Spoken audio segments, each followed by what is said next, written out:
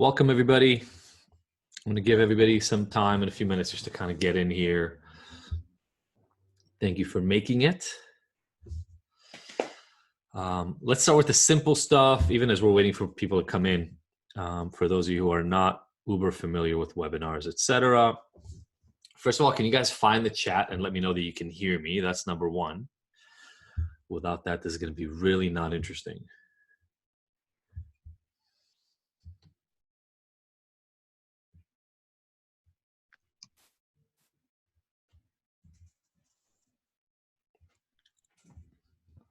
All right. Deborah, Nader, Emeralda, or Emerald? Emerald McLeod. Jeff. Hey, Jeff. Can hear me? Great. Awesome. I can hear you over here in Florida. Isn't the world crazy? And it's Emerald. Great. Thank you, Emerald.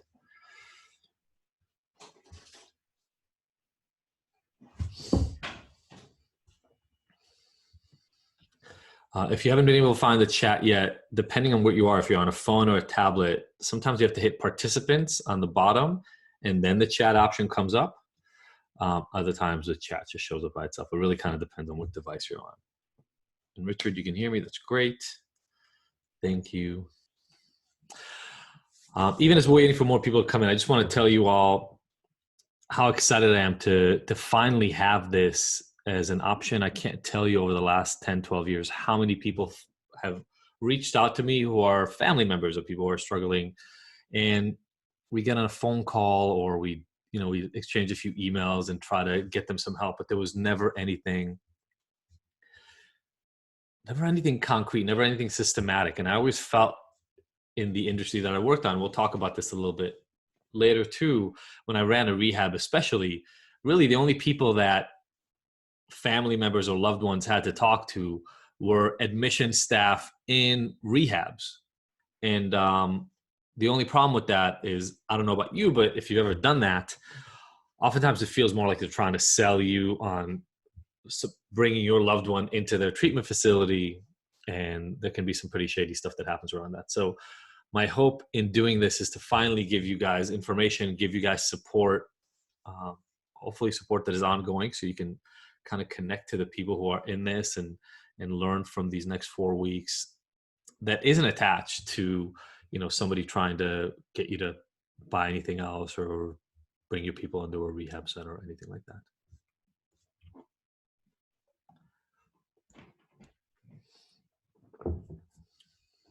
Okay.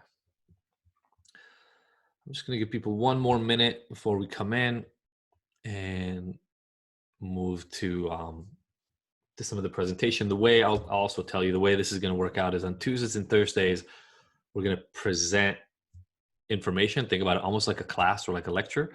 And then we're going to switch to a room. So right now you guys can't talk to me, which makes sense when I'm just presenting like a classroom, but it doesn't make that much sense when I want to connect with you guys. So we're going to do this, and then we're going to take a 5-minute break and meet in the Zoom room where we all actually get to interact. And then I want to apply all the things we just talked about to whatever's happening in your own life. That is the key, right? In the end, it doesn't really, I always say that we're most afraid of the things that we don't understand. And so the goal of the lecture kind of class part of today will be to hopefully help you look at things differently or change the way you've considered struggles. But then it really, the rubber meets the road when we get to actually talk about what's going on in your family and with your loved ones and how to make a difference.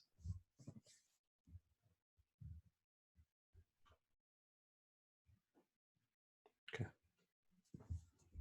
All right. So I'm going to assume that some people might just come in the middle of this, and that is okay.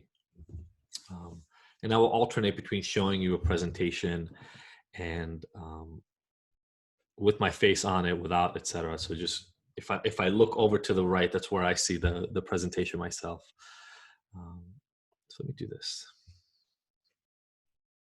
Okay.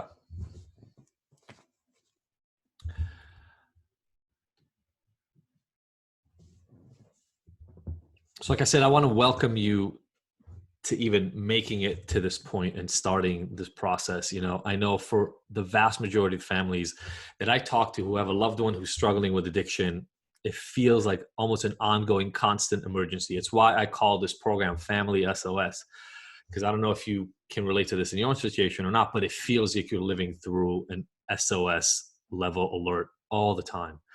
And there are a lot of answers. There are a lot of different opinions. And if you look online, you can find millions of articles written kind of theoretically about what is going on. But I wanted to create an entire program that is just dedicated to the family members and the loved ones of those who are struggling, to give you support and give you information about ways to be able to not just understand what's going on for your loved one more, but also what to do about it and the role that you might be able to play in getting them the help that you need. And the reason that I was so adamant about creating something like this is because it's really, really hard to know what to do when somebody you love struggles with addiction. And one of the main reasons is we're going to talk about the shame and the stigma around addiction. And this is not one of those things that's really, really easy to share. And because it's not easy to share, most families try to solve it themselves, given their knowledge. And unless for some reason, there's a lot of experience in the family at solving this, what we mostly focus on is the struggle and the pain and not a lot of solutions. And so that's something that I've, over many, like hundreds of families that I've talked to, has ended up happening in the vast majority of them. And they kind of get stuck in the struggle without really knowing where to turn. Like I said before, there's so much information and some of it is conflicting, but this is a life and death issue. Not to put too fine a point on it, but these issues, you know, drug, alcohol addiction and things of that nature, they can result in death, either death from the substance themselves, suicides, high levels of depression and things like that. And so this is a real pressing issue. And we're going to talk about why I believe that some of the solutions that we have in place right now don't work as well as we believe that they should.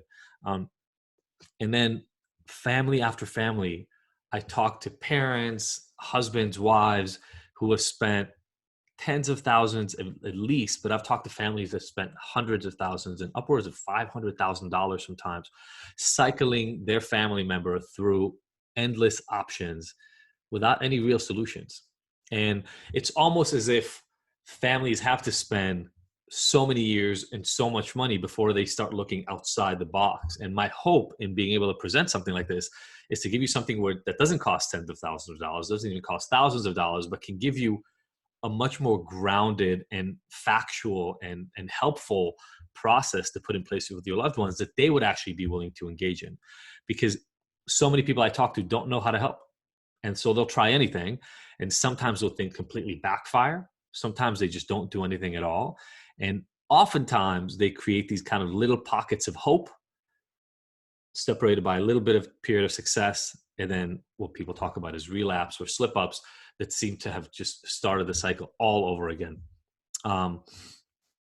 We can't talk about this stuff. We don't know who to talk to. We don't know who we can trust. And we actually don't have the words, like we're going to mention already in today's workshop. We don't even have the words to know how to talk about this. We get these very old concepts that have been around for, unfortunately, way too long, even though they're not helpful.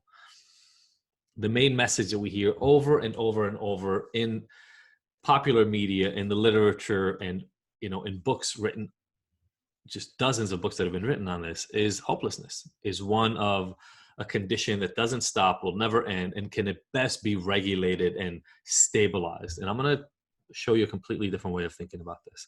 And in saying that, this program it'll be completely different, I believe, than the vast majority of concepts you've heard about it. We've tried everything we can to make it actionable. So we're not just giving you theory, but things that you can then act and bring to your loved one and change the equation. Also sensible. I don't know what you'll think after today's lecture, but I'm pretty sure that you'll start agreeing that maybe some of the concepts that are out there just don't make as much sense, and we've just bought them wholesale because that's the only solution we've been presented. And so let me go into the agenda. Now, this is not what we're going to cover today because we purposefully gave us enough time to do this. We're going to have about 8 primary lectures, 8 primary sessions like this, and we're going to have intermediate Q&A and family support groups for you. And so the agenda for our entire get together is what we're doing right now, which is the intros and agenda. I'm going to present to you some of the other coaches that will be involved in doing this and supporting us all, and really talk about why we're here as we're doing right now, and mentioning, you know, what I believe that we can do to change the equation. And then I'm going to cover addiction. You know, I think we completely misunderstand addiction. I'm going to show you some research and some evidence that will hopefully drive that point home. Because once we understand that, I'm going to go to the next piece. And the next piece that I think is incredibly important is the question that a lot of people ask me: why can't they just stop? We're going to talk a lot about that in the context of what addiction even is, but then we're going to put up the question of abstinence as the primary and only goal for the vast majority of help that's out there. Then lastly, and maybe if you want to put something in the chat about any issues that you've dealt with or any Q&As, even while we're doing this, I get this question all the time. How am I supposed to talk to my loved one when every time that I try to bring this up, every time that we talk about the issue that's going on, we get conflict? We fight, we scream, we don't talk to each other for a week. It never seems to resolve anything. It never seems to bring on understanding. How am I supposed to talk to them without creating that kind of conflict? And then the next piece is one that a lot of people don't even know is really an issue. And that is, how do I get somebody to want to get help? Like, can I even make somebody motivated? Can I change somebody's level of motivation and focus to try to get them to move in a certain direction? And if so, what are the tools? We're going to talk about that quite a bit. Another question I get a lot over and over and over, especially from parents who are trying to help somebody, or a parent who's trying to help their spouse and then has family members, kids, other people living with them. And they say, well, this has taken so much of my focus. This has taken so much attention. How do I even continue the rest of my life? How do I keep everything else moving in the right direction while I'm dealing with this? And if you've dealt with that, we're going to talk about that quite a bit. Lastly, and this is actually probably one of the most common questions I get, is enabling versus tough love. Those two words we've heard a lot in the context of addiction over the last few decades. A lot of people don't even know what they mean. And we're going to talk about the idea of enabling versus tough love, the idea of boundaries, the idea of setting responsible boundaries, and things of that nature. And that's really going to help you, as you watch this, start understanding how to change the relationship in your family structure, with your loved one, etc. Then we're going to move into what can we actually do to help them. By the time we're done with those first 5 topics after the introduction, I think everybody will have a very different understanding of what's going on and a very different understanding of the path forward. And so we're going to get into the nitty gritty of what can I actually do to help them? How many people here have heard of interventions? How many people have maybe seen the show Intervention? That seems to be the only way that anybody knows to help a loved one. Other than cajoling and fighting and arguing for years and years and years about something, or trying to get them to do what you want them to do, intervention seems like the next step oftentimes. I'm going to show you that, first of all, there's not only one kind of intervention. You know, in the field of psychology and therapy and coaching, and intervention is any time that you intervene, anytime that you do something to change behavior. We're going to talk about a whole range of interventions. We're going to talk about the Johnson Institute model of intervention, which is the one that got made famous through a bunch of movies and the show Intervention. And we're going to talk about limitations, pros, cons of all these different ones, and help you pick. One of the coaches that we have on here is actually an interventionist, and he will be presenting a lot of the different options on that. Then importantly, once you understand how you can actually help them, it's important to talk about options. You know, for years, maybe even for decades, the only option people seem to think about is rehab. And by that, I mean residential treatment, where you go away for a certain period of time and separate from the family. And the idea, Tom McClellan, a huge expert in the addiction field, called it the black box version of addiction treatment. The idea is, my loved one is sick. I send them to some place. They go away for a period of time, 30, 60, 90 days. 28 is like the classic model. And then when they come back to me, they are fixed, and they will plug back in after doing whatever they do in that black box, and they will be well. Well, residential treatment, inpatient treatment is definitely one option, but it's not the only option. I'm going to give you an entire grid of options based on certain criteria and symptoms that your loved one may have. Give me one second. Okay. And then after all this is put together and throughout the entire experience, we're going to really get together with each of you and talk in group settings. And if you need it, also in individual settings, to help figure out for yourself which of these steps apply best to me and what am I supposed to do next for me and my loved one. I just realized I didn't start another recording software on my thing, so I'm gonna start. No, sorry, give me 1 second, and I will get that going. In the meantime, I see that some people left questions in the chat, so I'll look at that real quick.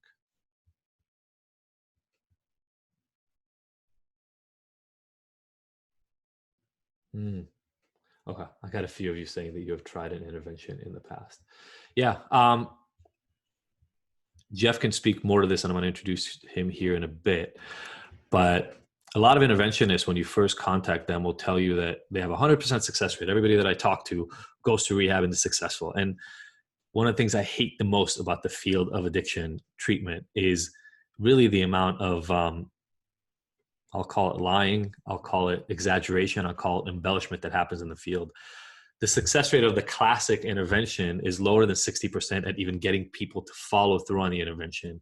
Then about 60% go to treatment. We're talking now, if you can keep track, of about 36% of people who are intervened on who actually go to treatment. But then the vast majority end up leaving before the end of their treatment because they were forced into it. So it's not the most successful way of getting somebody help. And we're going to talk about much, much more constructive and collaborative ways of doing interventions. Okay, so before I go forward, I just want to really quickly pause. Any questions about the agenda? Any questions about what we're kind of looking to do over the next month?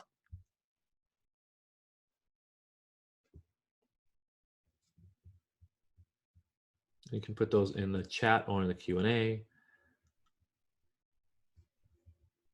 If not, we will start moving forward and get going. Is there a guidebook or something to work through? Yes, absolutely. So the way, great question. Okay, another housekeeping thing. You guys all got access to a private Facebook group. The way we're going to do it when we do it live, every time we put out new material, the first time we do it like this. We do it live. And the reason we do it that way is I want to understand everything you need so I can make sure that as we build the program, I give you exactly what you need, right? I built as much of this ahead of time as I could, but your specific situations and the things that you need from us will absolutely guide what we do here. So the way it's going to work is like this. Every time we will present here, and then we would do a Q&A. Everything is going to be recorded, and everything will be available for you later to watch in the Facebook group. Along with that, after each one of these, you will get essentially kind of like a homework, some assignments, some additional materials to follow up on what we did.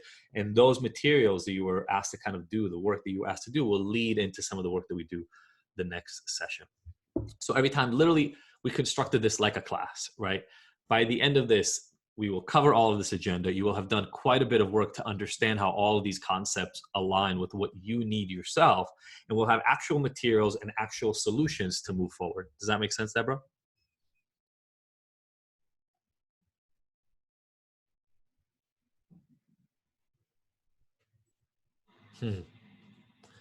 Yeah. So Richard was also saying just went to an intervention and loved the 99% success rate claim. I don't want to belabor this point because the addiction industry, unfortunately, is terrible when it comes to this. But there are rehabs who tell you they have 80 and 90. I've seen a rehab one say they have 100% success rates. Those are all lies. They're just lies. They're marketing ploys. And it's really terrible because what we're going to see today, and I want to jump into introductions here and some of the material, is when you tell somebody that you have a 99% success rate, what you're saying is nobody fails. And then when they fail, because many people fail within the context of whatever your intervention is, no matter what it is, the people feel like, well, this person succeeded with 99% of people. There's must be something abnormal about my situation. And it creates even more shame, more stigma, makes it less likely that people will reach out for help. Okay. So, and I'm sure that was some of what you have struggled with yourself. Okay. So a little bit about me. My name is, like I said, my name is 𝙏𝙝 𝙚𝙀. I got a PhD in psychology from UCLA. I'm a husband and father of 3. I myself am an ex-meth addict. I was addicted to many, many different things, but methamphetamine was the thing that sort of brought me down. That was 19 years ago. After that experience is when I went and got my master's and my PhD, studying psychology, studying addiction, trying to understand what happened. How did I go from being an upper middle class kid that had kind of their future laid out in front of them to somebody who was essentially using meth all day, every day for 5 years, isolated from his family, living out here, you know, sleeping in a recording studio, just a life that didn't really seem like it fit with the way that I grew up. And so that's what I've been doing for the last 15 years now, actually 16 years moving. And I wrote a book. Can I get a copy of the Abstinence Myth? Thank you. I wrote a book called The Abstinence Myth. And I wrote this book based on the research that I've done and based on the work that I've done with individuals. I used to own my own rehab. And I just didn't understand why the system operates the way that it currently does. And I thought somebody needed to speak up about a different way of looking at things. So that's kind of what I bring to the table here. I've been running Ignited as a company itself for about 3 years. And for the last 3 years, we've been focusing on helping the people who are struggling themselves. And like I said, I've gotten over 100 requests from family members for help. And we didn't have anything for them. So that's why we created this system. Next up is Jeff Jones. Jeff, do you want to put your video camera on? I might take mine off. Oh, thank you, Elena. I'm going to wait a second to see if Jeff can put his camera on. If not, I will present him, which is all good.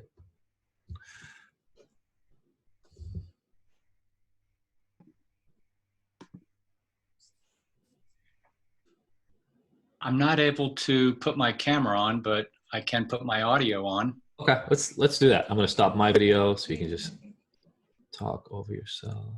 Okay. Okay. So my name is Jeff Jones, and I am so excited to be a part of this program with Dr. Adi Jaffe and his approach to addiction. And so I have a master's degree. I'm a licensed professional counselor, addiction counselor, interventionist. And when I got my master's degree, I focused on families and addiction simply because of my own situation growing up. And then when I started doing interventions, I saw patterns over and over again that reminded me of my own family, my own growing up situation.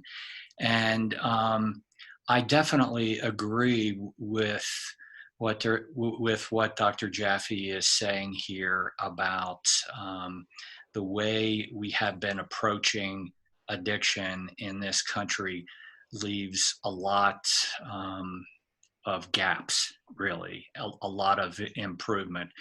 And yeah, I'm excited to be here and to connect with people as this goes along. Thank you so much, Jeff. Jeff is going to be a really integral part of almost half of the sessions here because of his deep experience working directly with families, supporting them exactly through these concepts, right? Interventions, changes in motivation, helping move people towards a better life. And so I'm really, really excited. I've known Jeff for a few years. He's actually part of our Hero NoHab program and does a couple of sessions there with me. So I'm really excited to be able to have him on here. And then Tina Conkin is a relationship expert. She's a relationship coach. She's been coaching couples primarily in marriages for over 25 years and actually started her original training 30 years ago with Dr. Phil when he was still doing clinical work out in Texas before he became a TV show. But much of the work that she does ends up centering on addiction in a family in some way. And then in conversations that I've had with Tina over the last year or so, it became so clear that whether it's a partner who's addicted or whether there's a child or something along those lines, or even a parent who's addicted, that can be such a huge source of conflict. And so when we talk during this month about how to sustain the family, how do I even continue moving on with my life? I've got to work. I've got to take care of my kids. I've got to take care of other responsibilities. How do I do that in the middle of all this? Tina's going to come incredibly helpful when it comes to those things because, you know, we can't do this in the dark and we can't do this alone. Just like our loved ones can't get where they need to get alone, the vast majority of the times, it's really, really difficult for us to try to do this in a vacuum. And so we're going to talk about that quite a bit throughout the entire experience. And Tina's help will be incredibly powerful in helping you maintain. How many couples fight left and right about the addiction. Like that becomes a central point. How many couples fight about the addiction almost exclusively, even if it's not part of the coupleship, if it's a son or a daughter who's got the addiction problems? This is such a common issue. And so I really wanted to speak to it directly while we talk here. And then one of the other incredibly just amazing elements of what we're going to be able to do here is the ongoing coaching that you'll get. So I want to bring Jennifer on for a second. Jennifer, are you on? You will be. Yeah. I'm going to There we go. share here and take my video off. If you can just introduce yourself to our lovely participants, that would be awesome. Sure. My name is Jennifer Brogan, Jennifer King Brogan. And I had my own journey with addiction for several years since I have not utilized cocaine and meth were my favorites, the ones that brought me down, so to speak.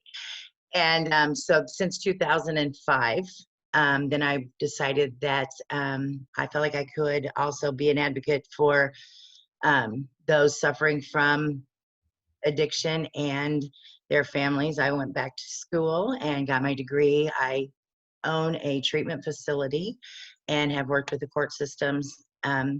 The interesting part for me was when I believe that I got to get connected with Dr. Jaffe by fate, so to speak. In my experience, my personal experience and in experience as a professional working with others, what I found was there was only quote unquote one way, and it was a very cookie cutter, very old way of what we would call recovery, and that if you didn't fit into that mold and it didn't particularly work for you, then you were a failure. And I just didn't believe that to be true. And I have my own belief system as far as that goes that is very matched to what Dr. Jaffe is sharing with you. And it just really is exciting to know that you will be getting information that I believe will make a huge difference for you and your loved ones. So I'm just really super grateful to be here. Thank you so much, Jennifer. Jennifer's been with us for, I feel like over a year at this point, but almost at least a year. A year, yeah. And has brought huge value to all the work that we do. And she's definitely one of the people who speaks to our participants who struggle themselves. And so she is going to be here for the support groups and help you all navigate all this new information, because look, this isn't the same information. I showed you the book before. Here's a picture of it. This is going to be a pretty big rewriting of what you've heard before. And there will be times where it'll feel uncomfortable, and I get it. I've found in my life in general that sometimes the rules don't work and you have to rewrite them. And sometimes you can rewrite them a little bit, and we will do that in some places. And sometimes you have to completely start from scratch, right? If a recipe doesn't do what you want it to do, sometimes you can tinker with it, and sometimes you just have to come up with a new recipe. I don't believe that our current system is doing what we want it to do at all. And I don't mean in a small way. I mean, it's failing. It's literally just failing the people that we're saying that we want to help. And I think the need is clear. I've spoken in front of hundreds, maybe even a few thousands of professionals over the last 10 years. And I see many, many professionals in the field like Jennifer and others and Jeff that believe this is the way. And Ignited is here to try to forge a brand new way forward. Because look, our current addiction system has been in place for over 80 years, just about 85 years. And for 85 years, we haven't touched the number of people who struggle with addiction. It's always been about 10% of the population, 25 to 30, 35 million people in the country at any given point in time who struggle with this thing. Never changed. Overdose deaths have done absolutely nothing but scale up and grow since we've started measuring them. Over the last 30 years, the average rate of overdose is about doubling every 10 years. Twice as many people die every 10 years. Just as a newsflash, the population is not growing at that rate, which means that more and more people are dying from drug-related incidents, even as this system claims that it is incredibly successful and is the only way to move forward. And this is the thing, the next number is the piece that made me quit my academic career and move to open up a new treatment center.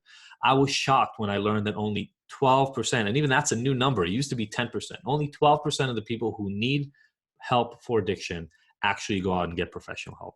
12%. And when I realized that when I was getting my PhD and actually my postdoc and I was doing research on this, I went, what is happening?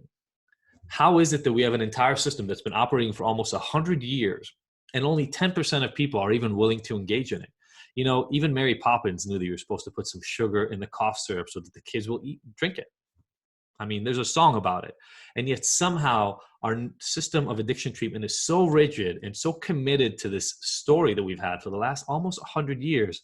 Nobody's willing to budge. And in the meantime, more and more people are dying. More and more people are destroying their lives. And less people are willing to engage.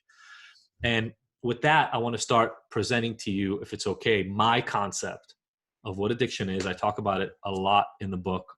For those of you who've read it, this might not be a completely brand new concept, but for those of you who don't, maybe a little bit of shocking. The concept of addiction is one that we've been told about for a while. I know that when my parents were told that I have an addiction to meth, they were presented with a very clear path. I had a disease. It was a disease called addiction. I've always been an addict. It was biological. It was built into me. Once you are an addict, if you weren't born it, you could become an addict. And once you're an addict, you can't turn away from being an addict. And there's only one thing that helps it. And I was actually arrested. And so between the police, the lawyers, and this person that my parents hired, a lot of families hire somebody to figure out what to do about addiction. He recommended that I go to this treatment center. And it was like this clear path. It was like an arrow, you know, as long as your son does what he's supposed to do in this place, we've solved the problem. It worked for a little bit until it collapsed. I ended up relapsing in that rehab and getting kicked out of it. We can have an entire discussion, and we will later on this month, about the concept that many rehabs, many treatment centers will kick out your loved one if they relapse, which is essentially like saying to your loved one, you have a disease. If you show symptoms of that disease and you show that you're sick, we won't help you fix the disease, which is insane to me. And that is the model. That's the model we've been working on for really 85 years.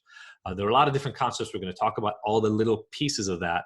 But again, you know, I told you generally the number. This is the graph over the last 20 years of addiction overdose deaths in this country. You can see that just about every decade it doubles, right?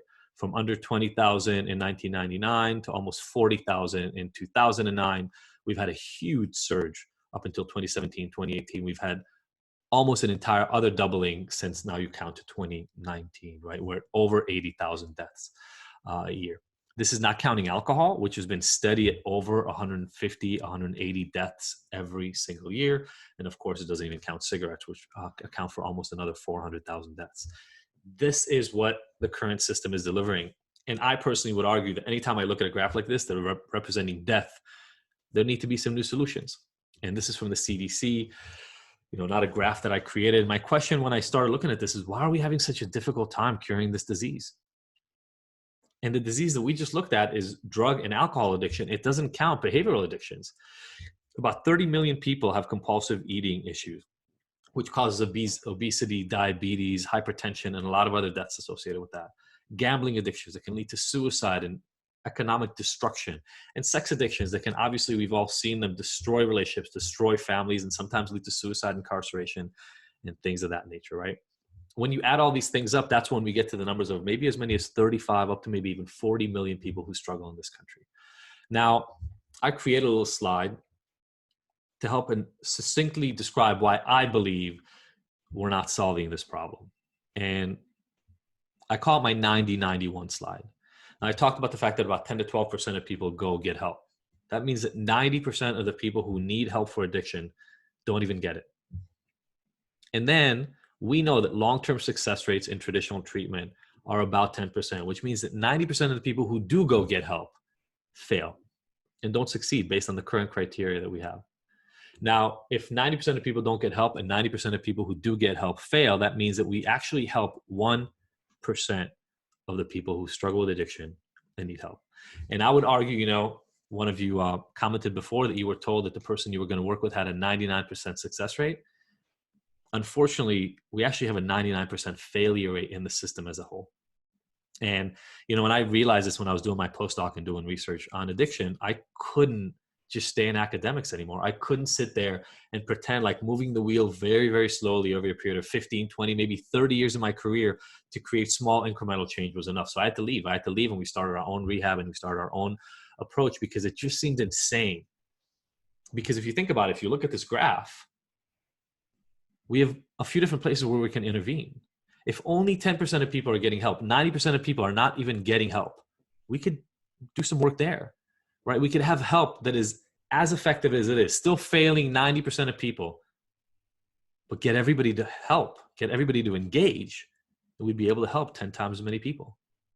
Or we can intervene with the actual treatment itself, make it more successful, and we could help there.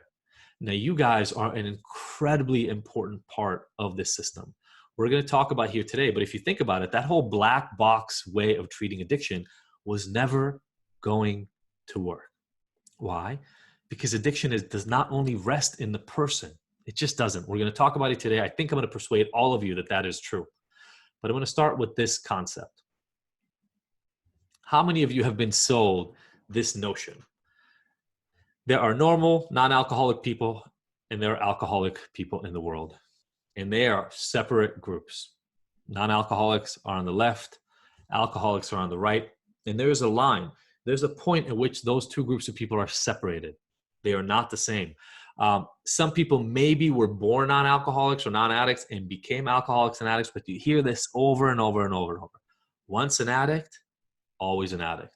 Once you cross that threshold, when you cross that mysterious magical line in the middle of that graph, you will always struggle. It's just the way it is. There's nothing you can do about it. There's nothing anybody could do about it. They are not the same. And when I was studying this, I believed it. When I was first studying neuroscience, this was what I was sold, the disease model, the brain disease model of addiction. It seemed to make sense. It seemed to be the way that the world presented itself until you started understanding how this concept even developed. And so if you forgive me, I'm going to do a little history lesson here about how we even got to having this belief in place. And I think a lot of you will actually be kind of shocked. So the idea that alcoholism was a disease originates in the early 1800s, literally 1808. Dr. Benjamin Rush talked about habitual drunkenness, a problem that was existing, was pretty prevalent in England and in the US, and called habitual drunkenness a medical disease. Now, until that point, it was a mere moral spiritual failure. What do I mean by that? People who were habitually drunk, who drank all the time and couldn't take care of themselves, were seen as having been taken over by the spirits. That's actually where the name for alcohol, spirit, came from. It was as if this thing came from the devil and it made people bad. In that way, moving to the concept that it's a disease was actually helpful because it didn't say the person is bad. It said that they were sick. Now, in the mid-1800s, a Scandinavian doctor gave this disease, this habitual drunkenness disease, a name, and he called it alcoholism. The first time anybody had coined it, the first time we had it written down, literally about 200 years ago, the disease of alcoholism was created. Now, at the time, there was a movement in the UK and the US because of these problems called the temperance movement. The temperance movement is an incredibly powerful movement, religious-based movement that went back to this concept. Alcohol is bad. It comes from the devil. People should not drink. That movement gave people a term. At first, it started out as an alcoholist and then moved to alcoholic. So now we've got alcoholics and we've got the disease of alcoholism. Not too far after that, in the early 1900s, alcohol was abolished. Prohibition hit the United States. There was an amendment to the Constitution and alcohol became illegal in the same way that heroin or cocaine or methamphetamine are illegal in this country right now. The idea was alcohol is bad. The temperance movement had taken hold and we should remove alcohol from our society. If you know anything about history, you know prohibition did not work. It didn't make people stop drinking. It drove them underground. It actually created the concept of bootlegging and hard liquor. Hard liquor was not as popular before prohibition because people didn't like drinking things that tasted so terrible. This is where mixed drinks came out of, right? Because you needed to mix non-alcoholic things with this terrible tasting concentrated alcohol because carrying around a vat of beer is much more conspicuous than carrying around a flask. That's where the flask came out of as well. Up until 1933, alcohol remained illegal in the US. And I don't know why nobody talks about this. I guarantee it is not a coincidence that 2 years after Prohibition ended, Alcoholics Anonymous was formed. Why do I know it's not a coincidence? Because up until 1935, they didn't need to worry about it. It was a law issue. It was no longer a legal issue in the United States. And they, religious movements needed a way to reinforce what's happening with alcohol. Alcohol is bad. You shouldn't drink. If you drink, you're an alcoholic. Alcoholics Anonymous. Alcoholics have a disease called alcoholism.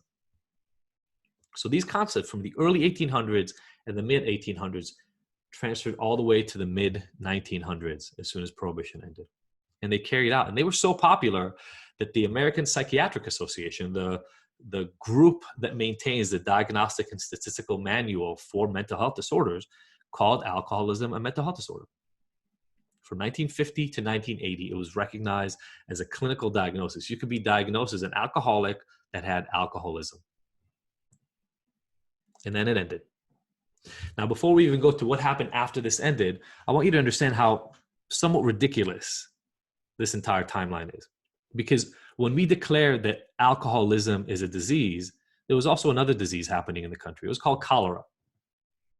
Now, our understanding of actual diseases, cholera is a real biological, viral, bacterial disease.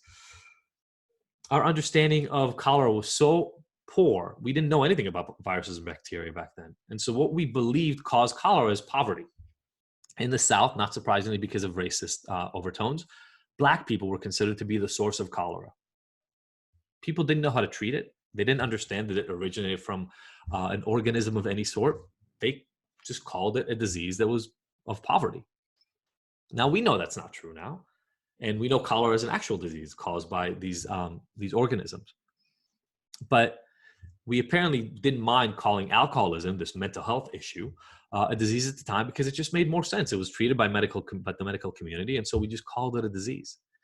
Now, if you think we knew nothing about bacteria and viruses in the general medical field, I want you to know that the mental health field was completely upside down. One of the most commonly diagnosed mental health diseases back in that day was hysteria. How many of you have heard of somebody being called hysterical?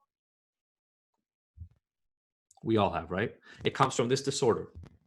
And being hysterical comes from the root word hyster, speaking of the uterus. And indeed, it was pretty much only women who were diagnosed as having hysteria. What were the symptoms? Women were fainting, they were crying, they were depressed and didn't want to get out of bed. They had crying spells, and they just fell apart. And the idea was literally that their uterus, that's why it's called hysteria, their uterus was moving around their body in a way that made their internal constitution inconsistent and unreliable. And so sometimes it made them faint or cry or not get out of bed. Now, forget for a second the fact that in the 1800s and early 1900s, women had no rights. They were much more regularly abused. They couldn't leave their husbands because they couldn't hold a job, go to school, and do anything, including voting. And maybe because they were relegated to essentially second or third class citizens, maybe that caused them to cry or faint or be depressed or just be unhappy generally in life. But no, the medical community created an explanation based on their biology. Now, we know this isn't true now. We've dropped it from mental health diagnoses. You can no longer be hysterical. Now, that doesn't mean that there aren't other disorders, but the idea that women have this issue with their uterus that makes them hysterical is now a joke. And as the last piece of proof I'm going to give you here, I don't know if you are aware of this or not, but until 1973, homosexuality was a recognized mental health disorder in the same DSM they used to list alcoholism as a disease. Now, I'm not saying that everything psychologists and psychiatrists say is wrong. I got my own PhD in psychology and I studied neuroscience. What I'm saying is history shows us many, many occurrences. We just had the wrong concept. We needed to change it. And actually, since 1980, the field of psychology and psychiatry changed even around alcohol. It's just that society still hasn't caught up. And that makes sense. It takes 15, 20, 30 years sometimes for research to catch up. I don't think we caught up enough. But the fact that you're here right now and that you're listening to what I'm saying suggests that there is at least an opening in your head to say something is not right about what's going on right now. And let me just tell you that we have moved in the clinical field already to stopping using alcohol addiction or alcoholism. There used to be alcohol dependence, which was the close next cousin to alcoholism, but we're used to calling something an alcohol use disorder. And even currently, I think this still needs to change to some extent, but even currently, the best understanding that people have is that there are no two separate groups. In fact, there might be 4 or 5 separate groups. There are people without problems at all, what they used to call normals with alcohol. Then there are people with mild issues, moderate issues, and then severe problems. I don't think we've gone far enough in terms of classifying the different groups, but you will agree with me that if we have at least 4 or 5 different categories of people who struggle with addiction, it's a lot harder to suggest that there are normal people and bad people, right? It just doesn't work that way. And I'll tell you, as somebody who studied genetics, neuroscience, etc., anytime that we have biology and environment interacting in something, we don't normally see two versions of it. We don't see normal and sick. That's just not the way it works in the field. There are a lot more complex interactions about this. Why is this important? It's important because I think even the word disorder is not the right word for addiction. The word I like to use, first of all, I like to say to people who just have a drinking problem. That's one thing. But secondly, I call it a syndrome. And let me just define for you what a syndrome is. A syndrome, medically or clinically, is a group of symptoms that show up together. Now, the key and why this is important is the fact that these symptoms show up together does not have to mean that they were caused, that their etiology, that they were caused by the same things. And that's an important thing. When we said that alcoholics and normal people were different, we suggested that all the alcoholics were the same. And, you know, I wear a bracelet. It says, I'll give you the PG version of it, but it says 𝐹𝐴 on it. And I wear it on purpose because I know that when I was struggling myself, one of the things that made it so hard to get to the other side was the shame that I felt over my own actions. And I was told, and I believed repeatedly over and over and over, that I was part of this damaged group. Now, as we're moving to a concept of addiction being more of a continuum and not being a disease so much as a syndrome, a set of symptoms that show up together, I think the difference is that we can finally start removing and backing out of some of that shame. Because here's the thing. Why is this a syndrome and not a disease? I'm going to go one step farther. Addiction is not even one thing. It's not. When somebody has an addiction problem, you're looking at a symptom of their actual issue. And the next thing that might shock you is addiction is not even about the thing. That's why it's so stupid to call somebody an alcoholic or they have alcoholism. Alcohol is not really their problem. We're going to talk about that here quite a bit today. The field already acknowledges that in different pockets, but we haven't come together yet to just get off our high horse and say, look, this is a complex issue. We don't have a single word to describe it. We're just going to have to be a little more nuanced about this. You know, there's no quick fix for this. And the way I talk about it in the book quite a bit is I look at the field as having four almost like warring areas of research and clinical work.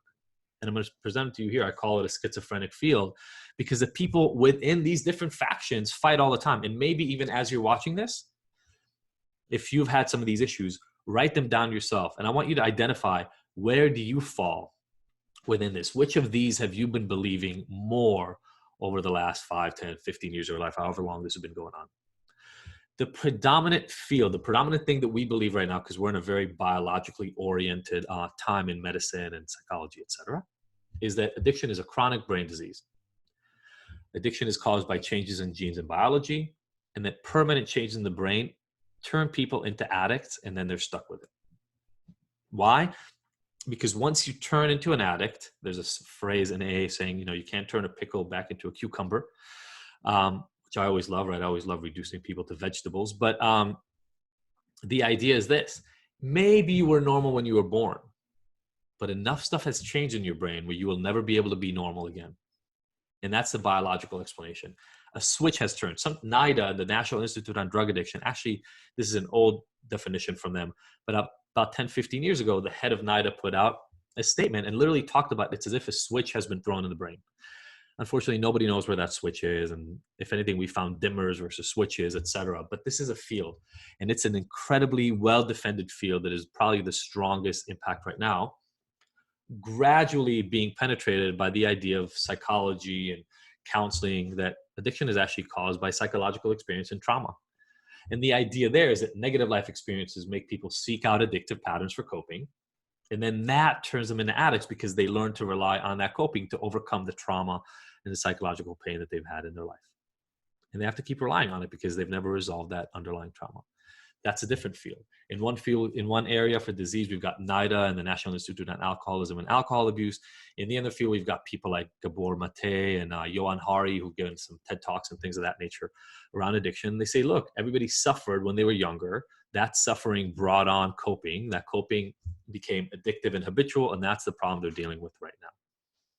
Then we've got the idea that it's a spiritual malady. AA, by the way, is like a cross of 1 and 3. Biological allergy combined with a spiritual malady. The idea in the spiritual malady school is that addiction is still a sign of spiritual badness, a void. People who are bad people are self-obsessed. They are lacking godliness.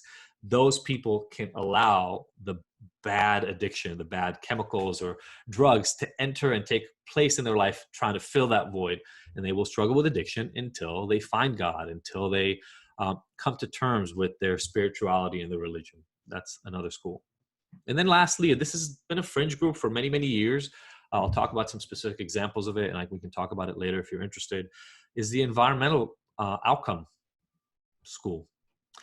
Sociologists, social psychologists, et cetera, actually talk about the idea that people are affected by what's around them, and that it's the environment, the social rules they grow up in, the peer group, the schooling, the environments that they grow up in that bring about dysfunction, and they maybe even define what the dysfunction is. Some people, sociologists, et cetera, people like Stanton Peele, believe in this so much.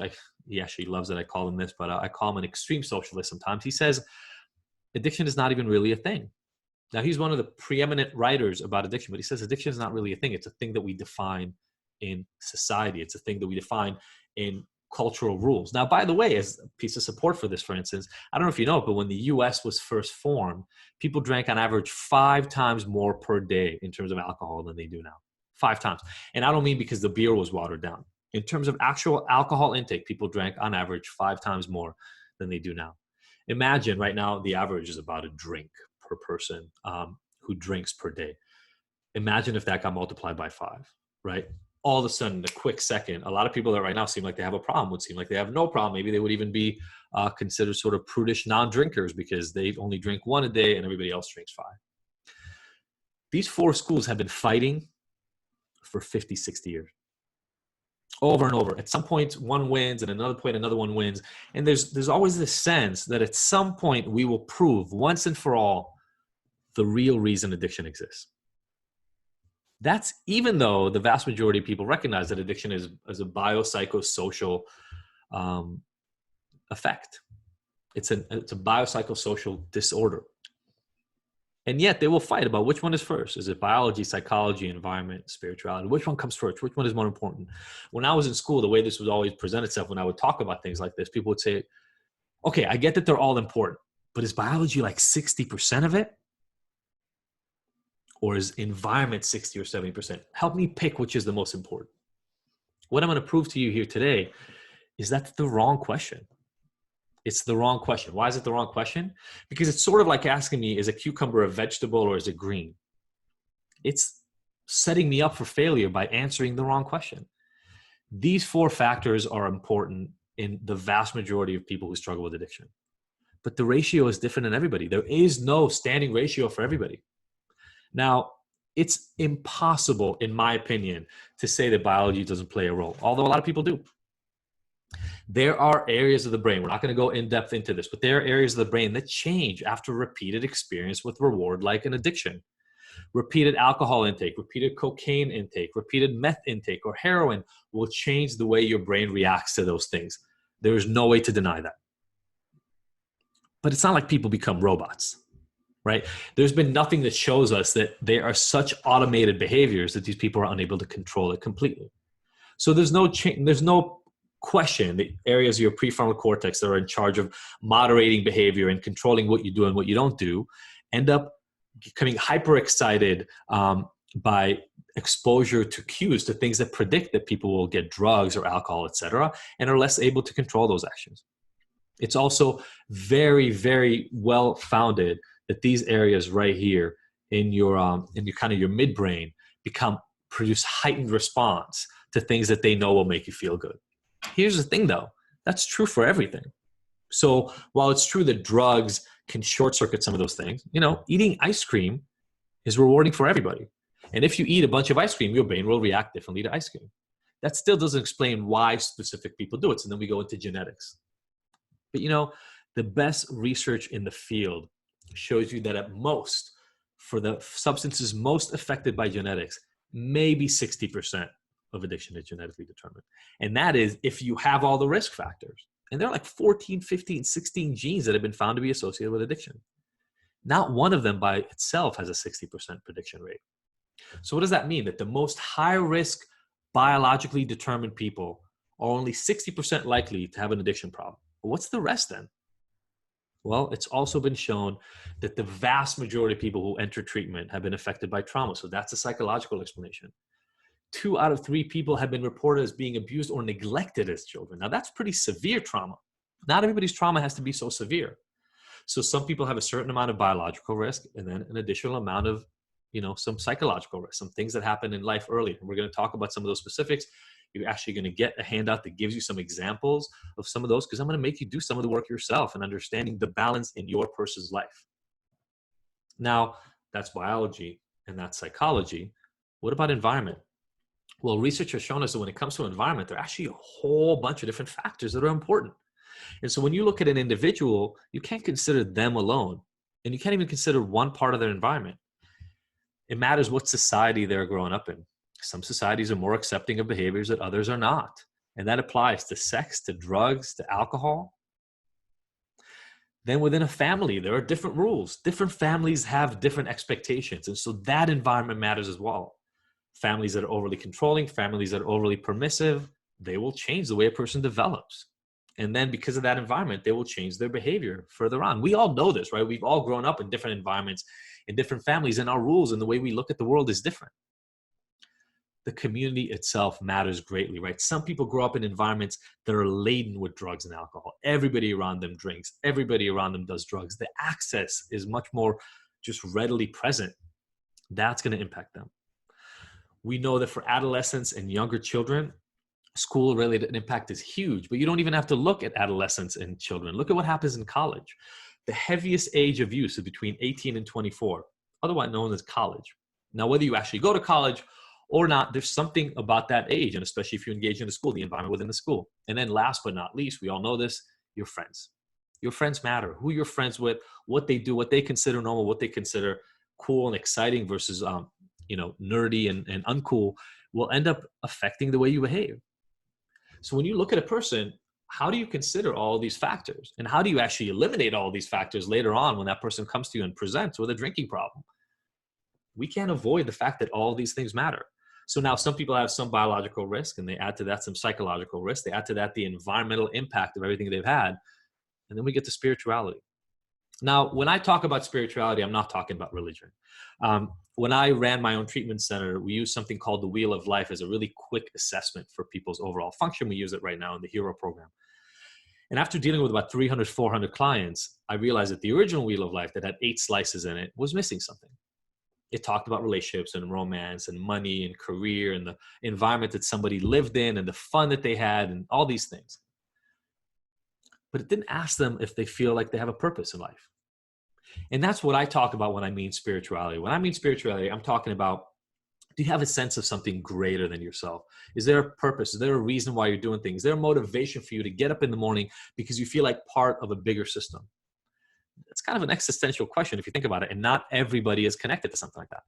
I have found that even if all the other things are pretty well in place, somebody feeling void, feeling empty, feeling unpurposeful or purposeless can cause huge problems for somebody in life. And so now somebody can have a little bit of biology, a little of psychology, a little environmental influence, and a whole big spiritual void. They don't have to be focused on one or the other. I can't tell you if one is 60% or 80% or 20, because each person has their own mix. That's actually the work you're going to get to do today. I'm going to present you some examples from people that I've worked with in the past, but I want you to sit down with the examples we gave and anything else you have from your own life and sit down and write out what has been the mix of influence for the person you came here for, because that's going to be important, right? Because we're going to move away from this concept that anybody who struggles with alcohol, anybody who struggles with cocaine, anybody who struggles with meth, porn, gambling, or anything is just an addict and that they're all the same. This is an entirely different picture. There are actually an endless number of ways that somebody can become addicted. And it absolutely matters how they got there. And I'm going to show you why it matters, because I'm going to talk to you about examples from some clients that we've had. Now, all these clients have given us testimonials in the past, which is why I'm using them and their names. They're not anonymous because they were willing to go public. Julia came to me because she wanted to drink less. She wasn't interested in quitting. She just wanted to reduce her drinking. Alcohol issues didn't run in her family, but we found out later on that her dad was an extreme perfectionist and always demanded more. Her brothers always made fun of her. She was the little girl, the smallest, youngest child. And she always felt like she had to rise up and nothing ever felt good enough. And so later on in life, even though she was relatively successful, she drank to deal with that anxiety over and over and over. And so therapy didn't work. Nothing worked because they never really got to those core issues. They were just dealing with the drinking itself. But Rob's issue was totally different. Rob was dealing with alcohol and sex addiction. His family relationships almost fell apart. He came from a very distant, very stoic kind of family and didn't know how to deal with intimacy and emotions, found porn at an early point in life. So he didn't have to deal with women at all. And that was his escape. To deal with the shame from the porn, he drank so that he didn't have to deal with his own feelings about it. And that meant he didn't know how to connect with his wife until she found the porn, and then he had to deal with it. Right. But when that came up, they just thought, well, stop watching the porn, but he couldn't. Why couldn't he? Because he didn't have the tools. Psychologically, he didn't have the tools to be able to deal with intimacy. And so whenever he tried, he would get uncomfortable, there'd be conflict, and he would run right back to his coping. And everybody would say, you see, you're an addict. Richard's story, again, was completely different. He actually had a lot of addiction running in his family, but he was also born gay in a family where that was not okay. And so he tried to hide it. He found drinking at a pretty early age, and that made him be able to ignore his impulses and pretend like he was normal for all his friends so that he wouldn't have to come out. It didn't work very well, and he ended up finding other gay partners, and that environment presented him with drugs. And because there was comfort in that environment, he really wanted to take on their habits, and so he started using a lot of meth. Got addicted to meth, got sent to rehab 3 different times, and whenever he got out, he never lasted more than a month. Why? Because he still felt terribly about himself. He still had only one way of coping with it, and he still couldn't be real with his family. So none of the reasons why he did meth were actually solved. I remember actually when he started working with us, he was coming up to a month and he got really, really scared. He said, this is when I normally lose. And I said, well, okay, we got to solve the problems of why you normally lose. It's not because there's something wrong with you. Aaliyah is an example of an amalgamation of all of these things together. It's one of those cases where you just understand why it happened. Aaliyah was a victim of incest when she was younger. Her mom was a heavy duty drug user who actually sort of gave her up to a group of people who then continued the sexual abuse for years. When she confronted her mom and confronted the family about the incest, she was blamed for it, heavily traumatized within that group. And that group, the sexual acting out group, gave her drugs on a regular basis so that she could deal with what was happening, right? Because she was pretty young.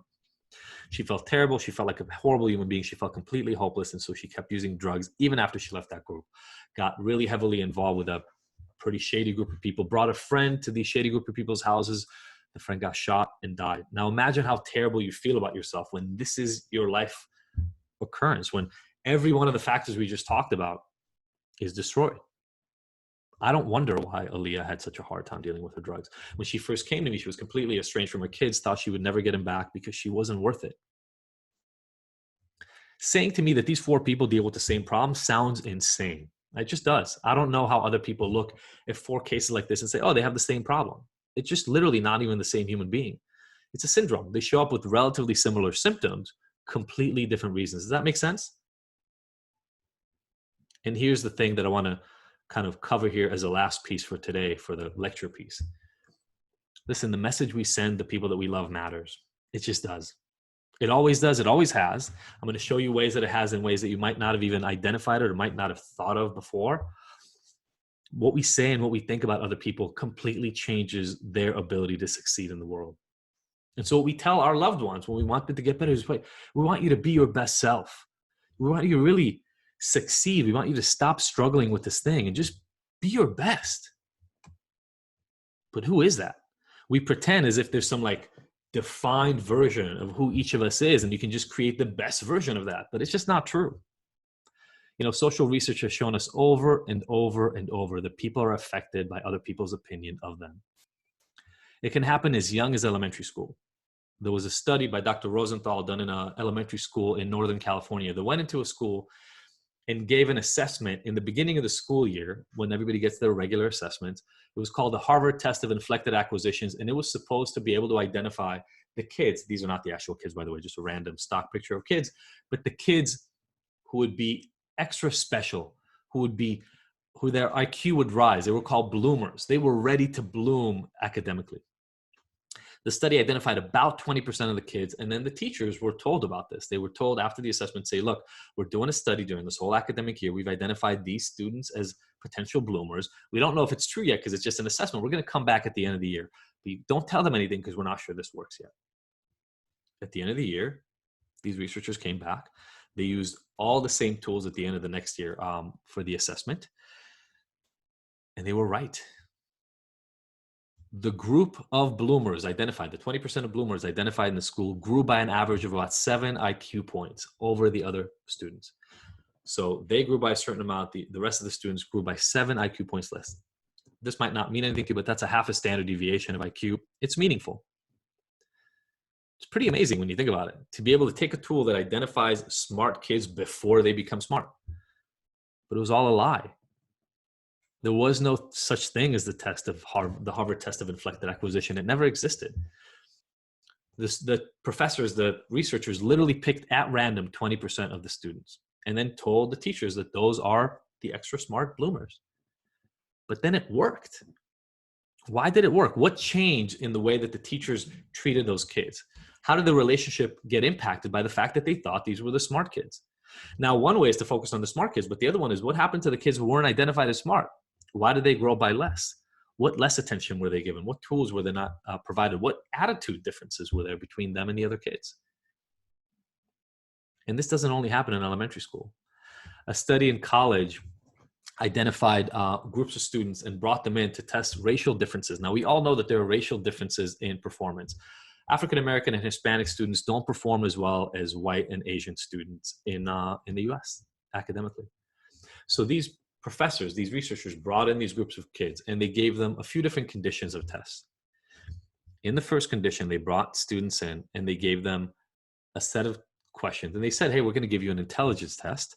If you don't mind, just fill out these questions and we're going to test your intelligence. When they did that, they were right. There was a performance gap, just like it always been found. So they did another condition. And in that second condition, what they did is they brought different groups of students, but still black and white students. And they told them, hey, before we actually conduct the experiment, we just want you to answer these questions on a sheet. No mention of intelligence. In that condition, there was no difference between the two groups. So they added a third condition. And in that third condition, they had a cover sheet before the questions. No mention of an intelligence test, but they had students pick out their racial group, which meant that African Americans had to check they're black before they started. And in this condition, the difference showed back up. It seemed pretty clear that it wasn't actually about the race, but it was about something about bringing in the identification with the race. It was more connected to students identifying, oh, they're testing intelligence. I'm not supposed to be good at intelligence. This is something called stereotype threat, and it's been studied by Claude Steele, who's the researcher who did that one study, dozens of times at this point. And it comes up over and over and over again. It's actually so powerful, it can affect your golf game.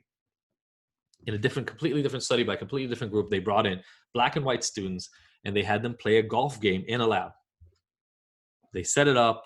It was about 15 different little holes that students had to putt the golf ball into. In the first condition, they brought them in and said, hey, this is a test of innate athletic ability. In the second condition, they brought a different group of students in and they said, this is a test of your athletic intelligence. I think you already know what happened, but the difference between the two groups was 7 points.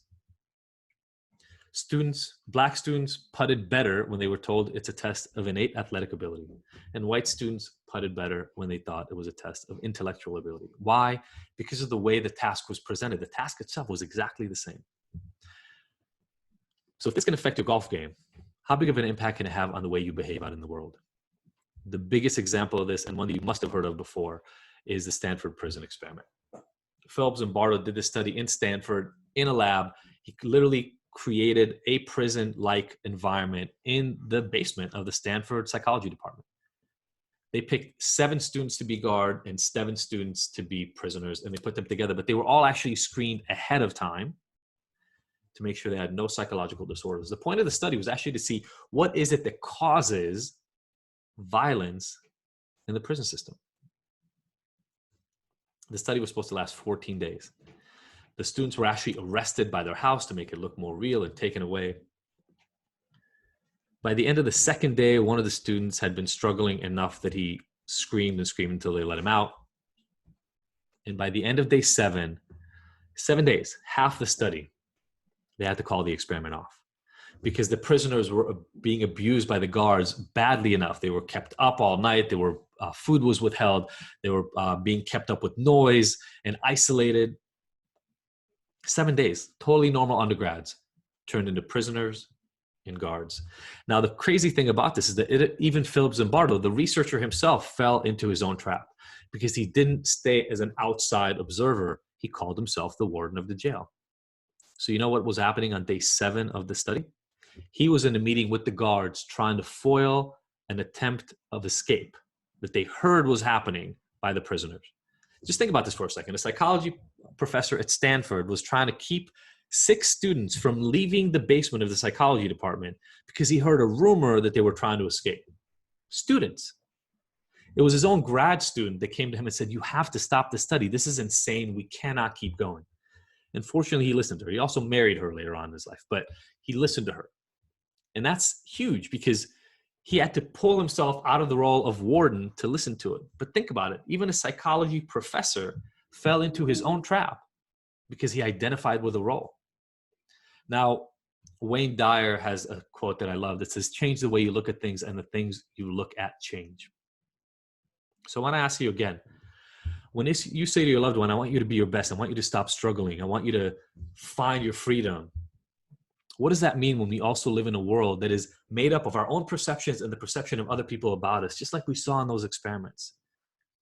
We're telling them that we want them to be their best selves. We tell them that we want them to be free, but we also tell them that they're broken. We also tell them that they're liars, that they're sociopaths who don't care about anybody else. We tell them their brain is damaged and will always be damaged. We tell them they're actually overall defective. And we tell them that they're lazy, unmotivated, no good. What kind of a message is that we're trying to send them while we're saying that we want them to be better? We're actually sort of saying, you can never be better, but I hope you figure out a way, right? It's not very helpful, and it doesn't provide people with a lot of hope. Now, I gave a TED Talk about this about 7 years ago. And back then, there wasn't a lot of research to back this up. So it was weird. But since then, I found out I'm not alone.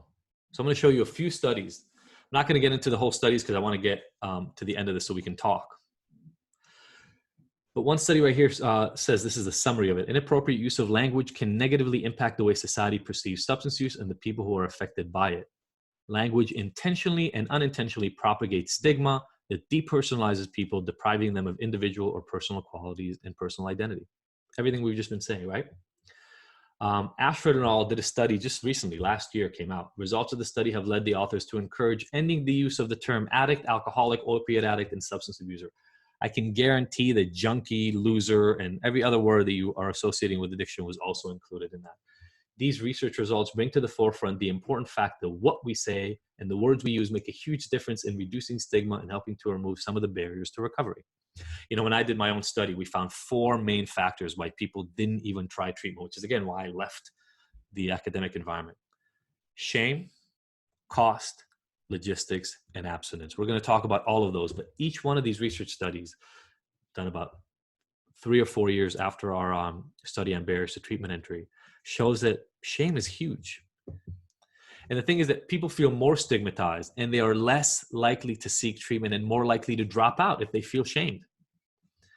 Compared with those in abstinence-based recovery program, people who rely on harm reduction methods and medications like methadone and buprenorphine are viewed by others in recovery as not being sober.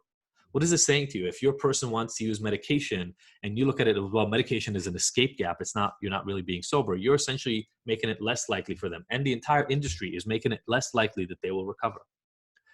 Because according to some of the Center for Behavioral Health Statistics and Quality Studies, approximately 28% of people who believe they need treatment talk about shame as being the main reason why they don't get it.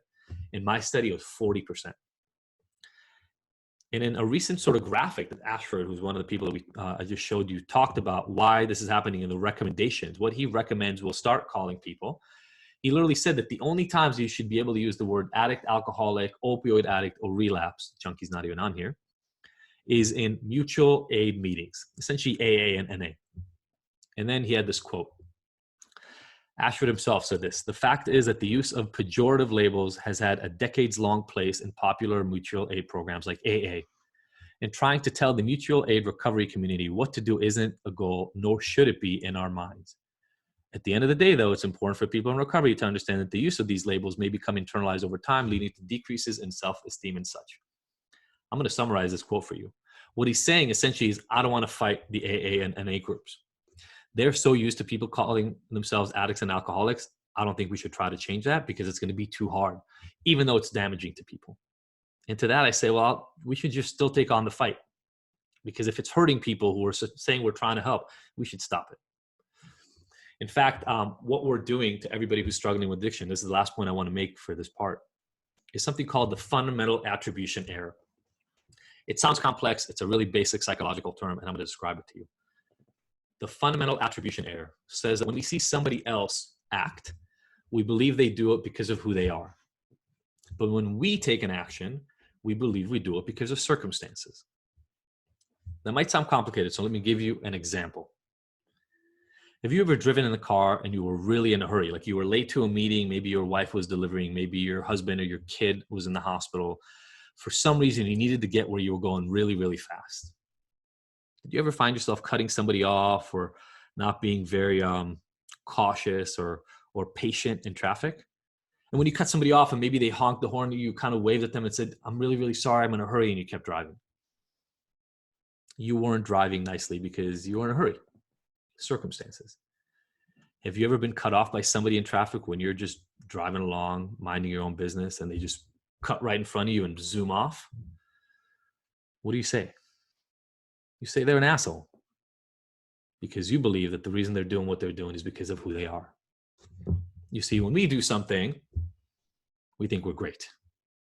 When other people do it, we find all the reasons why they're wrong. And my argument is just calling somebody an alcoholic, just calling them an addict, just believing that they are separate than us, does this. It says to them, you are not normal, because there can't be circumstances that lead to what you're doing. It makes no sense to me. Therefore, there must be something wrong with you. Now, with that, I want to end today's presentation. And I just want to take a second to just process the fact that I can almost guarantee that the vast majority of you encountered either biological or psychological explanations for what's going on with your loved one. But the idea that your person might not be like the next addict or alcoholic, they might be completely different and their mix might be totally different, was probably never presented to you. And so, like I said, for today, what we're going to give you is we're going to give you a sheet that kind of summarizes some of the stuff we talked about and gives you a space to literally write down what biological factors, psychological factor, environmental factors, and spiritual factors might be at play for your loved one. Because if you really want to help somebody, we need to understand their circumstances. You know, look at the Stanford prison experiment. Completely normal students that never actually expressed violence or aggression against anybody else. That's how they were picked for these studies. Started acting like prison guards who abused other people. The circumstances are massively important for what's happening in somebody's life. And until we actually take the time to understand it, calling them any name doesn't make sense. It just doesn't explain what's going on for them. It just puts them in a box just because it feels comfortable. So we've given you 2 sheets. One of them is a set of examples of biological, psychological, environmental, spiritual factors that might be important. Now, just to be clear, those are not exhaustive. There is no exhaustive list of the things that happen. You know your loved one. If there are things that aren't on there, write them in. It's all good. But this is going to be our starting point. Our starting point is let's get to really understand what's going on for your loved one so we can help them address those issues and then help them deal with their addiction. Now, we're going to pause here for a second. You have a link that Maddie gave you here in the beginning. Can we repost it one more time, Maddie? And we're going to take a break. If you need some water, I'm going to go drink some water. And if you need some water or a bathroom break, we're going to meet in about 5 minutes in that other room where we can actually all talk and see each other. Thank you, everybody.